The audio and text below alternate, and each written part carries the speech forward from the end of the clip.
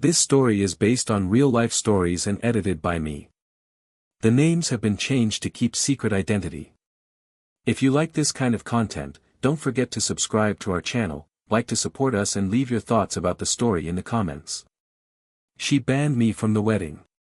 No call, no explanation, just a letter with her name on it, sealed in gold, like it was something to be proud of.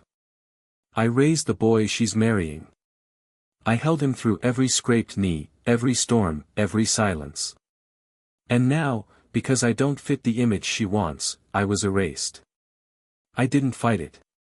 I didn't beg. I said nothing at all. But silence is never empty. Sometimes it holds everything you're not ready to hear. And when her perfect day finally came, she learned what it means to cross a man who remembers everything. Before we continue the story, I just want to say thank you for listening. I'm just a small storyteller. And if this touched you, please consider hitting that subscribe button for more quiet, heartwarming stories like this one. Let me know in the comments where and what time you're listening from. I read them all. Now, let's hear the story. It was a quiet morning, the kind where nothing announces itself and grief doesn't knock. I was tending the vegetable garden along the back fence. The tomatoes my wife planted 2 decades ago, the ones that still grow like they don't know she's gone. The sun hadn't fully committed yet.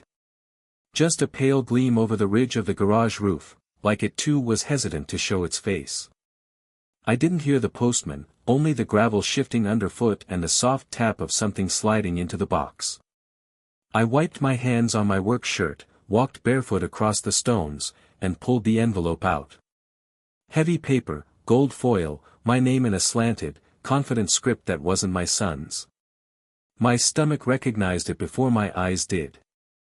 I held it for a second longer than I needed to, then slid it open with a rusted garden tool from the shed. At the request of the couple, we regret to inform you that you are not invited to attend the wedding of Michael Patterson, my son, and Victoria Sterling, my daughter-in-law. The rest was details. Dates, dress codes, venue directions, a map to something I was now excluded from. My hands didn't shake. My eyes didn't water. The garden shears were still warm in my palm. I couldn't remember the last time he'd called me without Victoria's voice nearby, either faint on the line or embedded in his silence. I suppose I should have expected this. She's the type to correct the world until it fits in her palm. I remember the first time I met her. She wore navy blue and an expression like armor. Her handshake was firm, but her eyes took inventory of everything in the room. Michael had brought her to my house for Thanksgiving. She complimented the table settings, then rearranged the salt and pepper shakers without asking. After dinner, she asked if I always used the same recipe for stuffing. I nodded. She smiled and said, "How traditional." When she left that night, I stood in the doorway long after her perfume had vanished, thinking, this is a woman who will never forget a slight. I should have listened harder to that thought. I didn't tell anyone about the letter. Not until Sarah came the next evening. She let herself in, calling from the hallway the way she always had. Her hair was damp from the rain. Her makeup smeared just enough to betray emotion. She saw the envelope on the counter, opened and waiting like a wound, and snatched it before I could move. She read it once, then again. Her face went still. What the hell is this? She doesn't want me there. What about Michael? Did he say anything? I shrugged. That shrug was all I could give her. I didn't want to speak the thing that kept looping in my mind. If he disagreed, he would have stopped it. He didn't. Sarah dropped the letter on the floor. Her voice rose. You gave your life for that boy. You raised him alone after Mom died. You built him from scratch. And he lets her, some porcelain princess with curated eyebrows, tell you you're not welcome. I bent to pick up the letter, folded it carefully, placed it in the drawer beneath the coffee filters and paper napkins. She watched me with disbelief blooming across her face. You're not going to do anything. I already did, I said. That night, after she left, after the dishes were rinsed and the lights dimmed, I went to the study. The walls still held the smell of cedar and old leather, the ghosts of my wife's books crowding the shelves. There's a drawer in the filing cabinet I rarely open. The lock sticks. My fingers found the rhythm anyway. Inside, a folder wrapped in twine, stamped across the top in faded blue, Willowbrook Estate. It was the place where Michael took his first steps on the uneven lawn, where we once hosted a memorial for my father beneath the flowering dogwoods, where my wife had danced with me barefoot and laughing before the diagnosis. I ran my fingers over the paper as if I were reading Braille. I had once dreamed of giving Michael his wedding there. When he got engaged to Victoria, I suggested it gently. She smiled like a knife wrapped in velvet and said she'd already found the perfect venue. I said nothing. I let it go. Now, apparently, it had come back to me. I opened my laptop, typed in a name I hadn't seen in years. Margaret Lynn, daughter of the woman who once owned Willowbrook. She and I had sat on the porch one summer, both widowed, both holding coffee cups slick with condensation. We dreamed together once. I found her number. I called. Her voice was slower than I remembered. Worn at the edges. William. Margaret. I'd like to buy it. She paused. The estate. Yes. Another pause, longer. Why now? Because it's still mine, I said. It just doesn't know it yet. We didn't talk about the wedding. We didn't talk about Victoria. There was no need. People like us, we learn to speak in absences. When I hung up, the room felt heavier, like it was listening. Outside, the garden swayed in the wind. The tomatoes were still standing, green and defiant. I closed the drawer. I turned off the light. And for the first time since I held that letter, I allowed myself to smile. Not because I was angry. Not because I wanted revenge. Because there are things you don't take from a father. Not quietly. Not cleanly. Not without cost. The road to Willowbrook hadn't changed much. Same cracked fence posts leaning in tired conversation. Same rusted mailbox at the curve that once held birthday invitations, thank you cards, a condolence letter I never opened. Margaret Lynn answered the door like she'd expected me. No surprise, no smile, just the slow, assessing gaze of a woman who's lived long enough to know when something important is happening. You cut your hair, she said. You stopped dyeing yours. We sat in the back sunroom where light fractured through the glass and spilled onto the floor in gold patches. The silence between us was not awkward, just full. I heard about the wedding, she said finally. I traced a finger along the edge of my cup. You don't have to pretend you don't know what I'm here for. I figured, she said. I saw your name come through the property office last week. I was waiting for the call. We moved to the porch with our tea. I watched two deer nose the far edge of the lawn, unbothered by our presence. I don't want to ruin anything, I said. Liar, she said gently. But you don't want to humiliate her. No. What do you want? I stared out at the meadow where Michael had once chased soap bubbles in the wind, barefoot and laughing. To remind them whose soil this is. She said nothing, just stood, went inside, returned with a file. She laid it between us. You can sign today. We'll backdate if needed. I took the pen. My name looked too calm on the page. As I finished signing, I heard her voice before I saw her. Sharp, clipped, commanding. Too much white. I asked for soft blue accents. Victoria. She rounded the far corner of the chapel, followed by a planner clutching a clipboard. She wore linen the color of a bleached sky. Sunglasses pushed into her hair like a crown. She gestured toward the roses lining the entry path. These need to go. They're dated. The planner hesitated. They were planted by the original owners. Then they've served their time. I didn't move. Didn't flinch. Just watched her from the shadows of the porch, protected by the soft screen and distance. She walked with confidence that hadn't yet been tested, the kind that thought it could walk through fire and come out gold. Michael wasn't with her. She turned toward the chapel, still issuing orders. I want the ceremony facing west. Better light for photos. Her voice echoed once, then again, then silence. Margaret didn't speak. Neither did I. Eventually, the screen door creaked behind me. I stood. My tea had gone cold. She doesn't know. She doesn't even know to ask. That night, I lay in bed in my quiet house, the contract folder beside me. My thumb traced the edge of the paper until it hurt. Victoria didn't need me at her wedding, but she would need something. Water, electricity, land, permission. She would find none of it, because some things, no matter how well she curates her life, are still mine. And this land remembers me. It always has. I spent the next day watching from the second floor of Willowbrook. Most guests never see it. It's not in the brochures or on the glossy wedding blog pages, but it's there, quiet, with dust-soft windows that overlook the entire estate. I watched the rehearsal unfold below. Victoria had arrived early, of course. Her voice carried like a chisel through wood, sharp and precise. She moved through the courtyard with purpose, trailing fabric and decisions. From my perch, I could see the staff hesitate.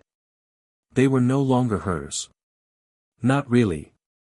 I had made that change quietly with Margaret's help. Contract transfers, payroll rerouting, no announcements, just a shift in gravity. Michael arrived late, looking rushed and slightly damp. His hair was longer than I remembered. He greeted Victoria with a kiss that landed somewhere near her cheekbone. She barely reacted. Instead, she handed him a schedule. You'll need to stay close to me for timing. And I need you to reread your vows. They're too short. I thought they were supposed to be honest. They can be honest and still poetic, she said, adjusting a napkin that wasn't folded to her liking. Michael didn't respond. He stood there holding the paper like it had weight, like maybe it said more than he knew how to carry. From where I stood, he looked like a boy again. A boy in a rented suit trying to memorize a script written for someone else. I wondered if he could still feel me. The part of him I had shaped with my own hands before he ever knew how to choose distance over loyalty. Sarah burst through the side door like a storm. No knocking, no text, just wind and fury in human form. I was slicing an apple in the kitchen.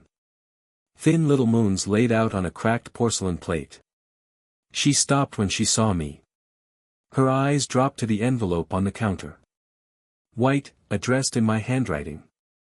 She looked at it like it might hiss. You wrote him a letter. I did. She exhaled sharply, threw her keys onto the table. You know you don't owe him that. I placed another slice beside the others. It's not about owing. It's about dignity and respect and the fact that he let that woman cut you out of your own child's wedding like you were an ex-wife and not his father. The knife paused. I looked at her, not angry, not placating, just tired in the bones. He's still my son. She ran a hand through her hair, pacing. Her boots left tiny puddles on the tile. You can't keep letting people get away with pretending you're not part of the story. I'm not pretending. I'm remembering. She stared at me. What does that even mean?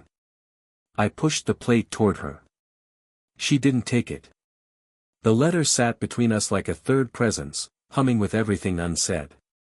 I folded it, slid it into a second envelope, and handed it to her. Give this to him. The morning of. Her voice dipped. What's in it? Nothing she'd understand. She held it without speaking. Then she nodded once, fiercely, as if she were promising something to herself, not to me. I called the estate staff manager that evening. Quiet check-ins, a few changes, all logistical. Everything on schedule? He asked. Yes, I said, but tomorrow, no vendors unless personally approved. I want full control of the gate. Yes, sir. Also, I added, move the rose arch from the side garden to the chapel entrance. Pause. The bride had that removed. Not anymore. He didn't argue. The rain came just before dusk. Not a thunderous downpour, but a soft, persistent mist that draped itself over the trees like a shawl.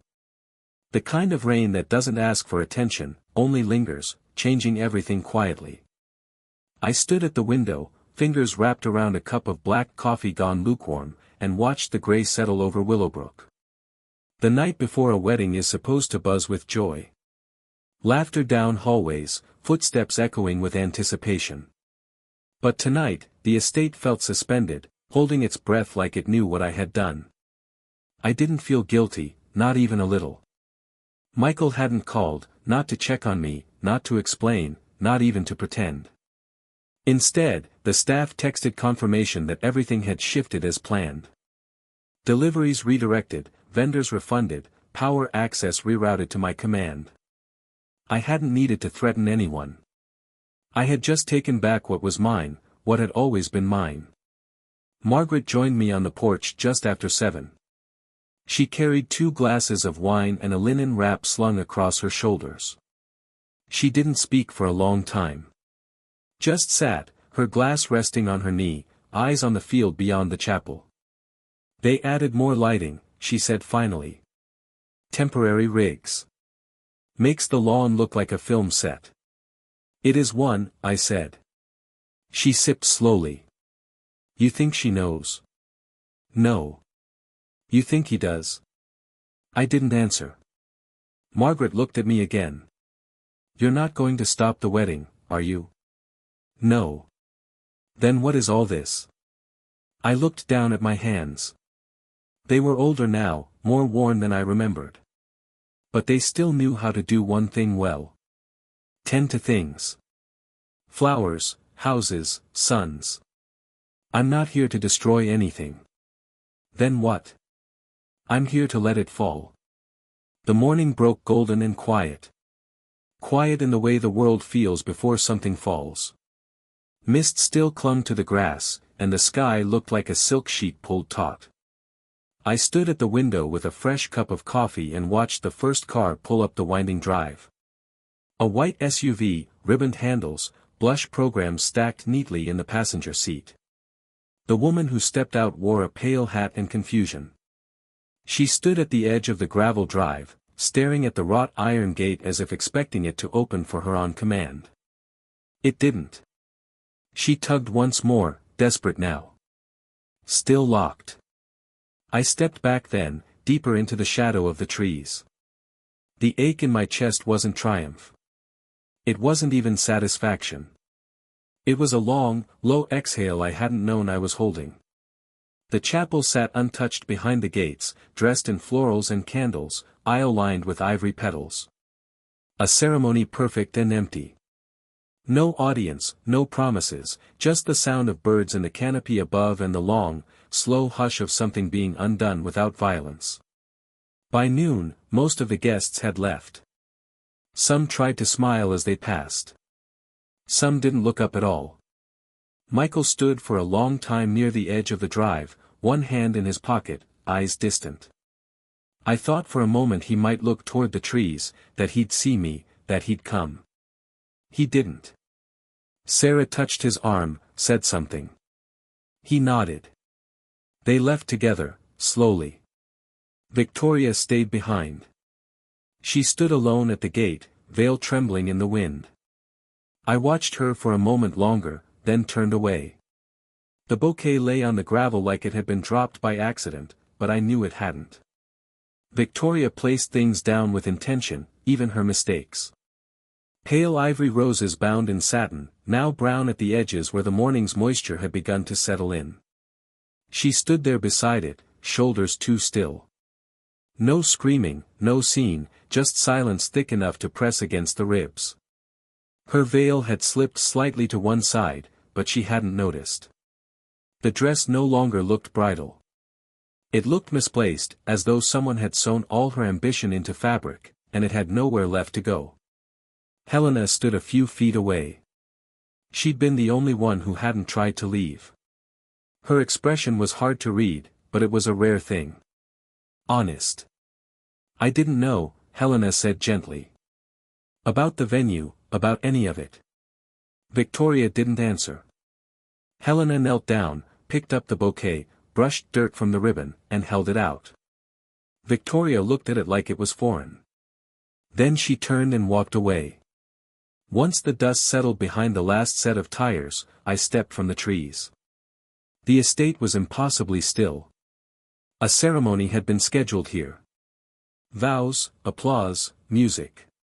Instead, the place had become a mausoleum for what didn't happen. I walked slowly toward the chapel. The doors had remained open, wide and welcoming, waiting for something that never arrived. The white runner down the aisle still gleamed. I stepped inside. No one had been here. Not the planner, not the bride, not the officiant. It was perfect and completely untouched. I moved through the space with reverence. My footsteps echoed. The scent of hydrangea and white rose hung low in the air. I walked to the front pew and sat down. My body folded into the quiet like it had been waiting to be invited back. I let my hand rest against the wood, tracing the same grain my wife once smoothed with sandpaper before we opened the chapel to the public. Everything here was touched by us. The beams, the stone path, the little imperfections that had become signatures over time.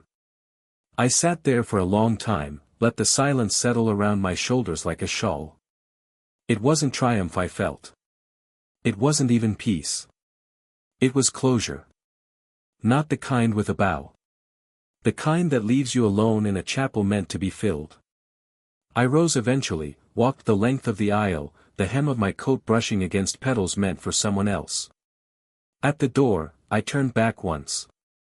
No music, no words, no ghosts, only the candle still burning beneath the altar. I left it there.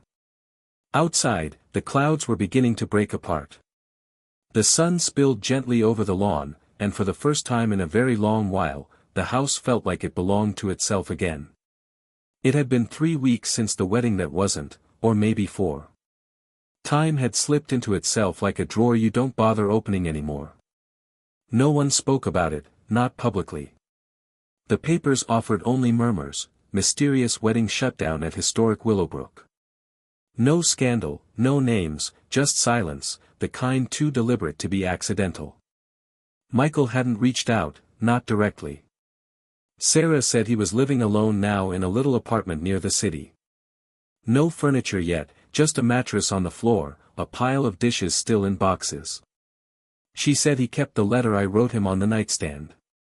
I don't know if I believe that. Margaret came by every other morning with black coffee and a paper bag of croissants, half of which we never ate. We sat on the porch and talked about nothing. The roses, the heat, the way grief changes its scent in the summer. Today, she brought only herself. No coffee. She didn't answer right away. Instead, she reached into the pocket of her jacket and pulled out a small envelope. Cream-colored, unlabeled. I found this in the chapel. She handed it to me without ceremony. No explanation. I knew the handwriting instantly. Not Michael's. Not Sarah's. The envelope was thin, almost weightless. Inside, a single sheet of paper, folded once. Victoria's handwriting, careful and controlled even in what must have been her moment of greatest chaos. Mr. Patterson. I don't know if you'll ever read this, or if you'll care to. I don't know if what happened was your doing, though I suspect it was. I don't even know if I have the right to be angry. I spent so much time making everything perfect that I forgot to ask whose permission I needed. I thought love was about building something new, not honoring what came before. Michael talked about you more than I let myself hear. About the garden you taught him to tend. About the way you sang off-key in the car. About how you never missed a single baseball game, even when your back hurt too much to sit in those bleacher seats. I thought I was saving him from the past. I didn't realize I was cutting him off from his roots. I know you don't owe me anything, but I wanted you to know, I didn't understand what I was taking. I do now. The chapel was beautiful. It would have been an honor to be married there, with your blessing. Victoria. I read it twice before setting it down on the porch table. The paper fluttered slightly in the evening breeze. Margaret was watching me. What does it say? She sees herself now. And? I folded the letter carefully, placed it back in its envelope. Some lessons you can only learn by losing what you thought you wanted. 3 months later, on a Tuesday that felt like any other Tuesday, my phone rang. I was washing dishes, hands deep in sudsy water, when I heard Michael's voice for the first time since the wedding that wasn't. Dad? I dried my hands slowly, taking my time. Michael. I was wondering, could I come by? Just for a while. I looked out the kitchen window at the garden where he used to play. The tomatoes were heavy on the vine now, ready for harvest. Of course. He arrived an hour later, driving an old pickup truck I didn't recognize. He looked thinner, older somehow, but his eyes were clearer than they'd been in years. We sat on the back porch with glasses of iced tea, not talking much at first. Just letting the familiarity of the space fill the gaps between us. I read your letter, he said eventually. I nodded. I read it about 100 times. And? He was quiet for a long moment, watching a bee work its way through the marigolds. I forgot who I was for a while. I thought I had to choose between loving you and loving her. I didn't realize I could do both without losing myself. What happened to Victoria? She moved back east. Her sister's place, I think. He paused. She wrote you a letter. I know. Did you read it? I did. What did you think? I sipped my tea, considered my words. I think she learned something important. Maybe too late, but not too late for her next chance at love.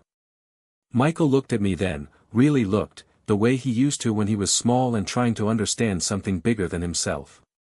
I'm sorry, Dad. For all of it. For letting her speak for me. For not standing up. For forgetting that you raised me to be better than that. You're here now. Is that enough? I reached over and squeezed his shoulder, felt the familiar strength there, the bones I'd watched grow from boy to man. It's a start. We stayed on the porch until the fireflies came out, talking about small things and large ones. About his new job, his empty apartment, his plans to maybe get a dog. About my garden, the books I'd been reading, the way the house felt too quiet sometimes. When he got up to leave, he hesitated at the edge of the porch steps. Dad? Would you help me pick out some furniture for the apartment? I don't really know how to make a place feel like home. I smiled. I'd like that. After his truck disappeared around the bend, I sat alone in the growing darkness, listening to the night sounds of summer. The garden stretched out before me, wild in some places, tended in others, exactly the way I liked it. I thought about Victoria's letter, still sitting on my desk inside. About forgiveness and second chances and the long, slow work of building something real. I thought about Michael, driving home to his empty apartment with its mattress on the floor and boxes still unpacked. About the man he was becoming, finally, without someone else's voice in his ear. And I thought about the chapel at Willowbrook, still standing in the distance, still holding its breath, still waiting for the right ceremony to fill it with joy instead of silence. Someday, maybe. When the time was right. When love came without conditions, without the need to erase anyone from the story. The stars came out one by one, soft and scattered, like promises whispered into the dark. I sat there until the tea grew warm in my hand, until the crickets sang their ancient songs, until the night felt complete enough to hold everything, the past, the present, and all the tomorrows still waiting to unfold. I didn't get everything back. Some things don't come back. But I got the one thing that mattered most, my son, choosing to come home on his own terms, in his own time, with his own voice finally free to speak my name. And that was more than enough. Thank you for listening. Hit the subscribe button if you want more stories like this.